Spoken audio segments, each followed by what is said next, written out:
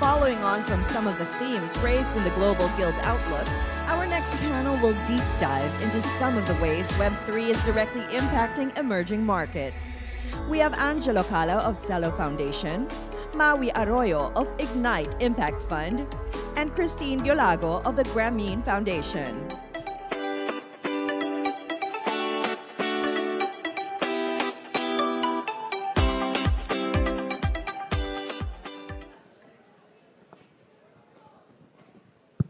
All right, good afternoon, everybody. My name is Angelo Kalaw from the Cello Foundation, and I'm very pleased to be here.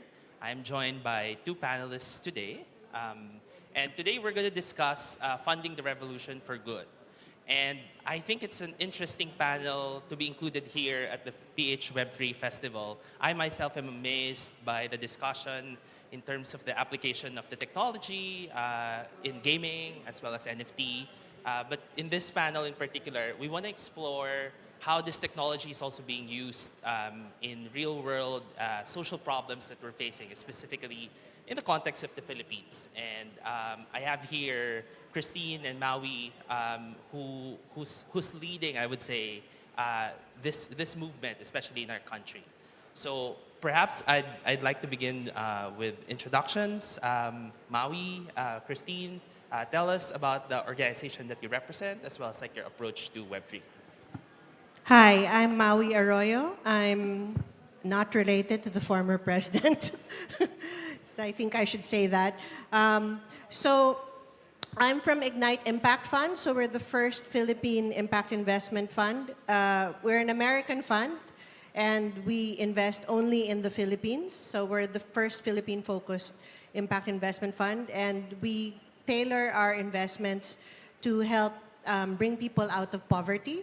And since 68% of the poor are farmers and fisher folk, we're really looking forward to seeing Web3 use cases and applications for that. I haven't found any yet, so we haven't invested in Web3 yet, but I'm really looking for something that goes beyond gaming and fintech and goes straight into impact. So I'm happy to be on this panel today. Thank you, and good afternoon, everyone. My name is Christine Violago. I'm from Grameen Foundation. So we are an international nonprofit, and we work closely with a lot of women groups, microfinance institutions, and smallholder farmers to build their economic resilience by using digital technology and solutions. So I think that's what sets us apart with some of other nonprofits here. And what we would really like to do is explore different use cases in bringing these technologies to the last mile so that nobody gets left behind. Great, and I'd like to take this opportunity to introduce myself as well. I represent Cello. We're a mobile-first layer 1 blockchain. We're based in the United States as well. But we distinguish ourselves in this space as one that's focused on the mission. Our mission is to enable conditions for prosperity for everyone. So we're mission first. In my capacity, I lead the Social Impact Collective. At the Cello Foundation, globally, we've been exploring use cases for blockchain. So we've done projects across the globe, including in the Philippines, with Grameen Foundation, using blockchain for humanitarian aid, community currencies, supporting local entrepreneurs, universal basic income, and decentralized credit. So I look forward to this conversation. I think it's a great dynamic because we have like an impact investor here with us, as well as like a nonprofit. Like this dynamic of one, what is Web3 and how can it be applied to the development sector? And then the second one, which is like the title of our panel, how do we channel more investments, specifically like in this use case? So I have a series of questions for Maui and Christine, and then later on, if time permits, we'd love to engage the audience as well for your questions, because I think this is an interesting discussion for us to have as a community. Yeah, so I'd like to begin by asking, of course, like we want to be cognizant of what's happening in the crypto space, in the blockchain space, especially last week. And so I want to ask, like, Maui, Christine, what makes you most optimistic despite what's happening? And what are you seeing in the industry that gives you hope that it's still worth engaging with? Well, I think everybody is, really taken aback by what's happened recently. But there are going to be bad actors in every industry and every field, unfortunately, right? It took 40 years for microfinance to become a legitimate thing. So, and Web3 is in its infancy. So, just it's an asset class that and a field that is growing, and so I think it's really the future. And while all this conflict has been happening with the exchange, I mean, I think it's also important to note that the Ukraine DAO raised $8 million in impact for people in the Ukraine, right? So, and it didn't get hacked, right? So, I mean, I think that there's a lot of future for impact in Web3. And I think that just bad actors poisoning it is just going to be a thing that we're going to have to deal with, in the same way that you have the Bernie Madoffs and bad actors in other fields as well. It doesn't, people aren't going to stop investing in good opportunities just because there was a Bernie Madoff, right? That's really a good point that Ms. Mao shared. I think for us, we see Web3, we see blockchain, we see different types of technologies as a resource. And at the end of the day, this journey that we're taking is always posing us a question is, even if there's risk, if there is concerns involved, how can we still bring these solutions to the people that need it the most? Because everybody does not have the same digital technology or literacy and journey in understanding and learning, and it will take time for others. But for as long as that resource is made available, how can we maximize it even as an institution to bring it to different use cases? For example, in refugee, in disbursements of aid, in making sure that we provide livelihood opportunities. So we are in one space looking at the leadership level wherein what are the different risks, what are the different strategies, but how else can we move forward to maximize what is made available at the moment? Got it. And I want to dive deeper into this because I think the question here is, why Web3 for social impact? Or why Web3? Why are we using Web3 as a technology to address, big problems? Here in the Philippines, we have poverty, inequality.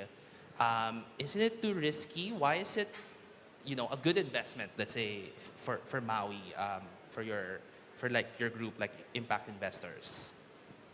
Well, I think that it's a truism that if you keep doing the same things, you're going to get the same results, right? So we ought to try something different. Philosophically, that's the first point. The second point being is that the Philippines is a low-trust economy, right? I mean, let's just be honest. Because I can say that representing, I'm a Filipino, I have one passport. I can say that controversial thing. Aside from that fact that it's backed up by data, if you look at the World Value Survey and you look at GDP and the percentage of people who trust each other in a country, the Philippines is dead last, right? And blockchain actually makes it, it eliminates the trust issues, and because it's very difficult to hack a blockchain. I mean, to really, and it'll take a lot of effort, and for what, right? To really break into those systems. I think that there's a lot of future for that. There are many use cases, like I think it's important to emphasize good examples like Denari Pay, which is in the UAE and helps remittances, send remittances home to the Philippines. The cost of sending a remittance is like 7%, and they've dropped that down to 1%. And sure, people, they have a crypto coin as a bridge token to transfer the money, but nobody cares about that. I mean, Denari cares about that, but to the average person in the UAE, Basically, what matters to them is the customer benefit, that they actually send the money home. It doesn't take 2 or 3 days. It's almost instant, and the fees are lower, right? And that also means that Denari Pay can be a more profitable business. And then you see things like segueing into agriculture, which I would love to see someone pitch to me here. Stuff like Kotani Pay, which uses cello dollars as a stable coin for smallholder farmers, right? To have access to, for greater financial inclusion and for small farmers to be able to afford microloans, right? So I think that's something that will be really helpful in the Philippines. And it's really just applying the technology in a realistic and a localized way in the Philippines, right? Because you know, you can put the predatory financiers out of business. In agriculture, you can have traceability of our food. There are many use cases, actually. So I really look forward to seeing all these different ideas that are investable. Yeah, I like this idea. I think you're emphasizing, Maui, the ability of Web3 to open new doors for accessibility. Things that we don't imagine before or we could not have in the traditional financial system, as well as accountability, like the idea of a distributed ledger technology, you know, opening the access for everyone to see the information of like how money flows. And I think that's really impactful. Christine, you guys have been very deep in financial inclusion. What's your take on this? Sure. Maybe what I can share is our story on how we use the technology. We actually worked with Cello and Cello Foundation to provide COVID-19 relief in the past 2 years. And how did we do this? So we realized that the Philippines is actually one of the countries that had the longest lockdowns. And one of the most affected groups are micro-entrepreneurs, women micro-entrepreneurs, who are considered household budget managers. And when we say affected, they probably lost their job and could not provide immediate health care and food at the table. So we work with 2 microfinance institutions to identify women micro-entrepreneurs, and we provided them with funding support. They received and they opened a wallet, a Valora wallet, and we provided them Cello US dollars so that they could access essential goods for their business or food and health and medicines.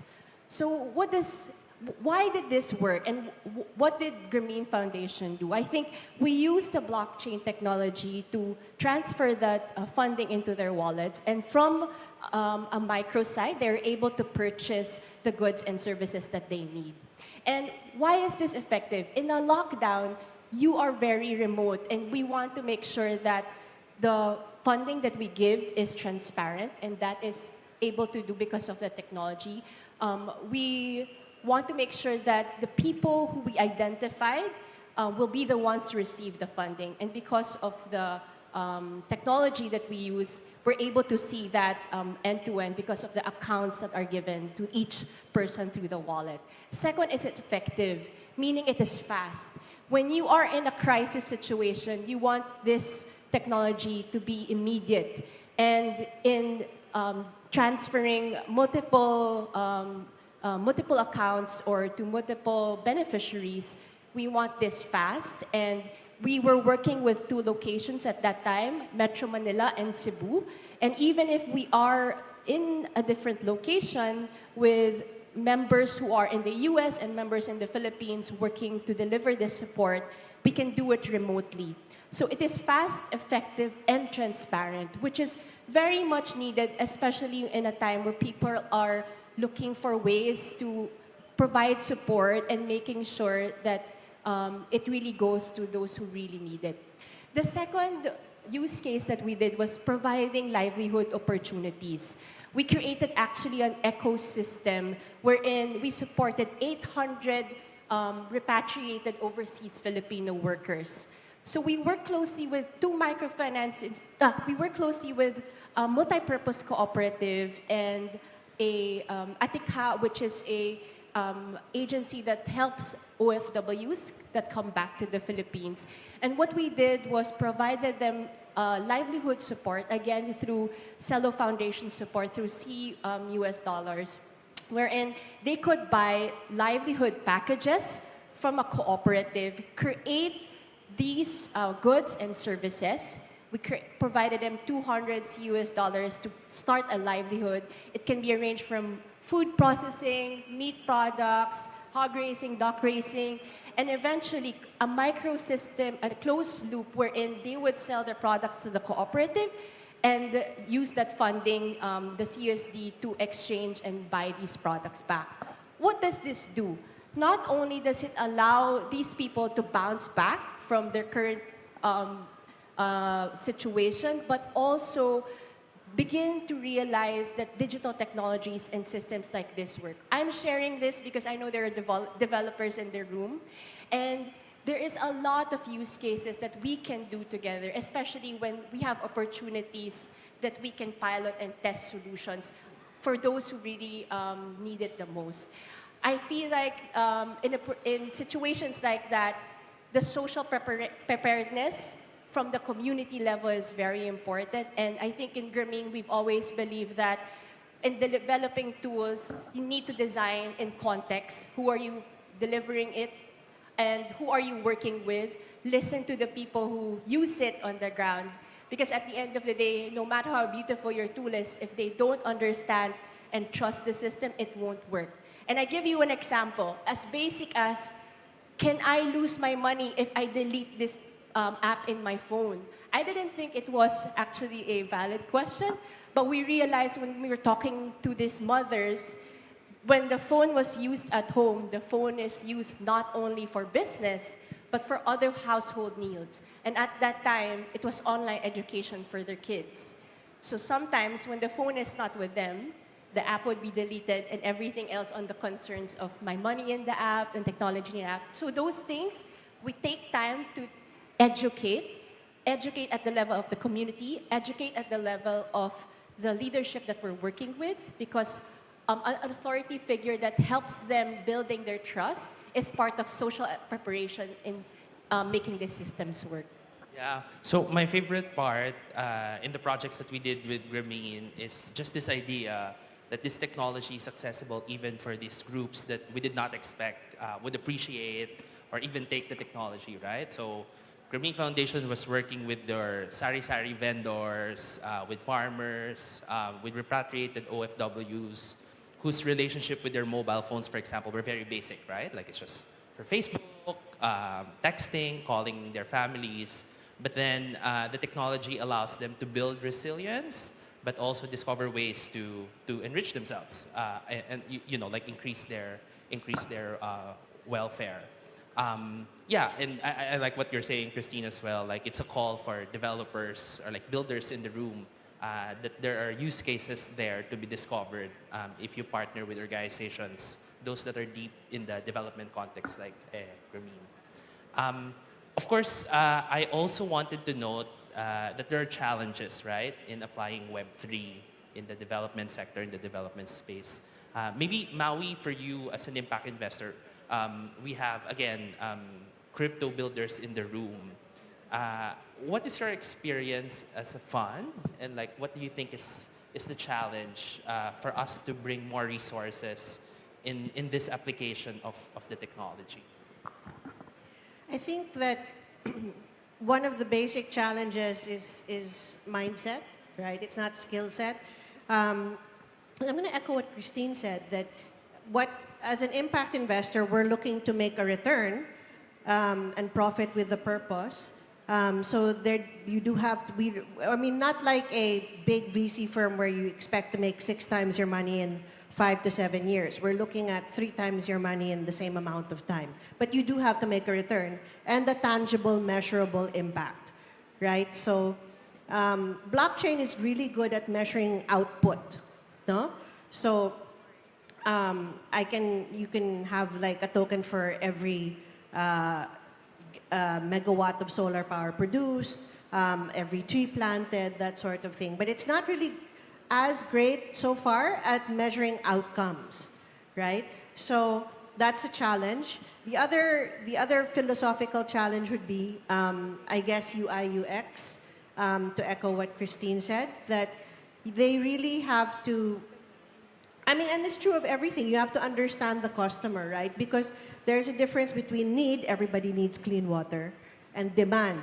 Will somebody actually, use that or pay for not everybody will pay for a water filter, for example.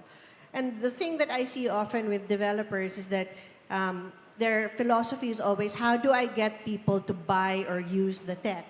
As opposed to, how do I build something that will be useful and meaningful to people, right? So, because people care about the benefits, not the features, right? As an investor, I care about the features, but I care about the secret sauce because that's what I'm investing in aside from your expertise, right? But the average customer does not. Take for example, a very simple case where, like, when you buy shampoo, you don't care what's in the ingredients. You care about, your hair doesn't fall out, right? You have softer, silkier, smoother hair. I mean, because those are benefits, not features, right? So there has to be more communication about benefits and a better understanding of the customer journey. And that's the major problem when people come to pitch to me, that they don't understand enough. Or they haven't really increased their knowledge to assumption ratio for the end user. Got it. And maybe, Christine, for you, I think it's interesting for the crowd. Perhaps like you can share a story from your community or like from your beneficiaries, just demonstrating again like the power of this technology. Sure. I think just from working on the two use cases that I shared a while ago, when we introduce these technologies to the community, it's always a challenge of building their trust, the currency of trust, because they've had so many probably experiences on negative experiences in other types of platforms that they don't want to be repeated. And especially if it's hard-earned money that they're working and keeping, it's not easy to talk about those things sometimes with them. And it's easier to lose trust than to build trust. So building trust involves online communication, adult education, and also having to prepare closely with the leadership. Because depending on the profile of who you're talking to, sometimes it's a community level of trust that they're looking at. Is my neighbor using the same tech as me? Is my leadership saying, okay, trust this system, but what is the benefit for me in the long run? Can I keep my money safe? Those are sometimes the basic questions that they ask. And if your technology works, word of mouth really spreads fast. So I don't know if you, other foreigners in the room, but there is also chismis in money and tech. So these good chismis or these good points of your technology can spread around. And it helps also because it will make your pilot solution be successful. It needs a top-down and bottom-up approach when using technology. And I think from experiences of our mothers or nanays using the tech, they say, oh, ganito lang pala kadali. It's that easy. But it takes time and hold-handing and tutorials sometimes. If it's not the mothers, it's usually the kids coming in. So it is a household decision to make these tools and testing work. Got it. We don't have much time left, but Maui, I love your point about impact. I think this technology allows us to track impact better, but it also gives us an opportunity to be more intentional about the impact that we do. And then we go back to what Christine is saying, like to me, like the blockchain and cryptocurrency movement is all about trust. And so like when we bring this to communities, trust still will be the driver of our success.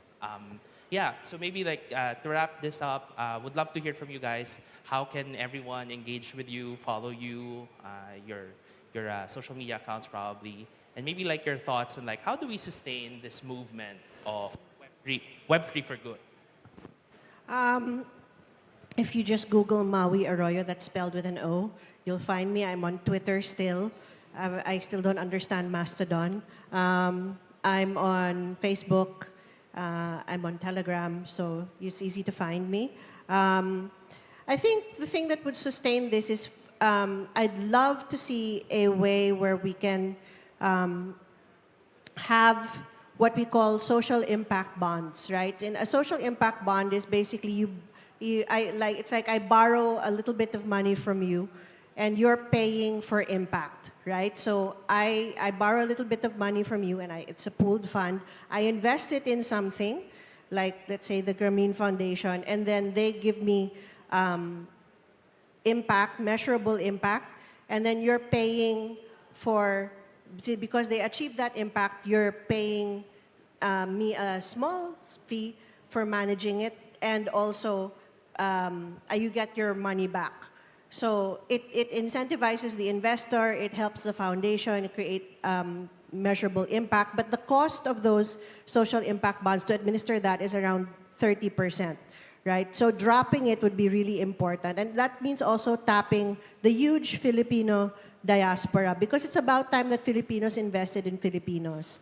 And it's not just like blockchain enables that I'm not just going to invest, let's say, in the Philippines as a whole. You can have a place-based investment thing. So people from Cebuanos can invest in Cebuanos, right?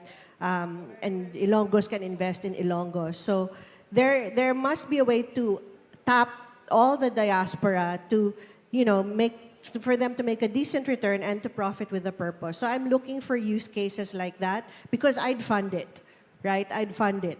But there has to be creative solutions to raising funds, deploying funds, and ensuring the trust and measurability of impact.